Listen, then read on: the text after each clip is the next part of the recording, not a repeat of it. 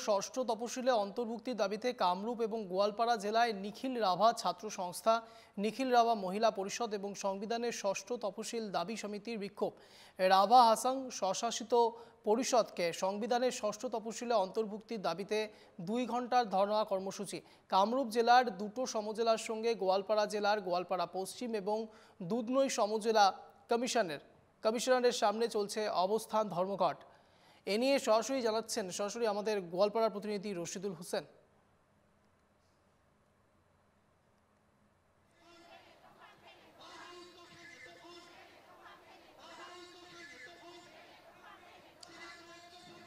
দেখো অঞ্জন, এই মুহূর্তে আমি রয়েছি গোয়ালপাড়া পশ্চিম সমজেলার যে কমিশনার অফিস রয়েছে সেই অফিসের সম্মুখে রয়েছি। সহযোগী সঞ্জীবে দেখাবো, পরিবেশ দেখাবো। এখন দেখা যাচ্ছে বিভিন্ন স্লোগান দিয়েছে পুরুষ মহিলা, তিনারা বের হয়ে যাচ্ছে এসে তিনারা বিশেষ করে রাভা হাসাং স্বায়ত্তশাসিত যে পরিষদ রয়েছে সেই পরিষদকে সংবিধানের ষষ্ঠ অনুসূচিত অন্তর্ভুক্তির দাবিতে তিনারা এই যে প্রতিবাদ চালিয়ে যাচ্ছেন।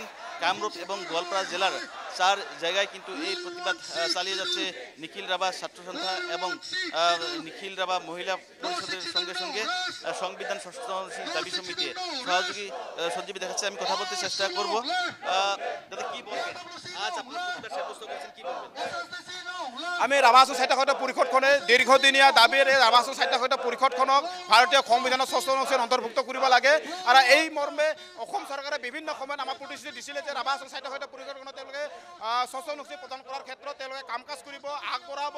কিন্তু যাইতো আমি দেখা পালোঁ যে ৰাভা হাসাং সাহিত্য পৰিষদত তেওঁলোকে বিভিন্ন সময়ত তেওঁলোকে প্ৰতিশ্ৰুতি দিছিলে ভাৰত চৰকাৰৰ লগত একেলগে বহি পেলাই আমাৰ শিক্ষিতৰ কাম কাজখিনি আগবঢ়াই লৈ যাওঁ। তেওঁলোকে প্ৰতিশ্ৰুতিবদ্ধ বা কৰিব বা নিজে আগবাঢ়ি দায়িত্ব ল'ব বুলি কৈছিলে। কিন্তু আমি দেখা পালোঁ যে ডক্টৰ হিমন্ত বিশ্ব শৰ্মা বা আমাৰ মুখ্যমন্ত্ৰীয়ে কিন্তু আমাক যাই থৈ আমাক প্ৰতাৰণা কৰা আমি পৰিলক্ষিত হৈছে। তো তাৰ কাৰণে আমি ইয়াত আমাৰ যি দীৰ্ঘদিনীয়া দাবীৰ কাৰণে যি আমি আন্দোলন কৰি আছোঁ, আজি আমি এই দাবীৰ কাৰণে একে দাবীৰ কাৰণে আমি প্ৰতিবাদ সাব্যস্ত কৰিব লগা হৈ আছে। তো তাৰ কাৰণে আমি হিমন্ত বিশ্ব শৰ্মাক আহ্বান জনাওঁ যে সময় থাকোঁতে অতি সোনকালে এই কেইদিনৰ ভিতৰত যাতে আমি দাবী কৰা মতে যদি আমাক যদি প্ৰতিশ্ৰুতি দিয়া মতে যদি আমাক ষষ্ঠ অনুচ্ছেদ প্ৰদান নকৰে, তেতিয়াহ'লে আমি বেলেগ পন্থা বা বেলেগ আন্দোলন কাৰণে আমি প্ৰতিশ্ৰুতি দিম। আমি ইতিমধ্যে আমি দুমহীয়া যিহেতু আন্দোলন কাৰ্যসূচী হাতত লোৱা হৈছে, এই দুমহীয়া কাৰণে বিভিন্ন কাৰ্যসূচী ইয়াৰ পিছত হ'ব।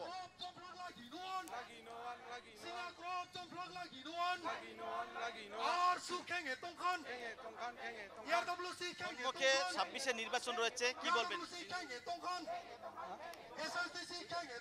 26-ৰ নিৰ্বাচনত আমাক ঠিক চিডুল লাগিব, এইটো স্পষ্ট। আৰু যদি 26-ৰ আগত এই চৰকাৰখনে আমাক ঠিক চিডুল নেদে, তেতিয়াহ'লে এই বিজেপি চৰকাৰখনে তালি টোপলা লৈ সাজু হৈ থাকক।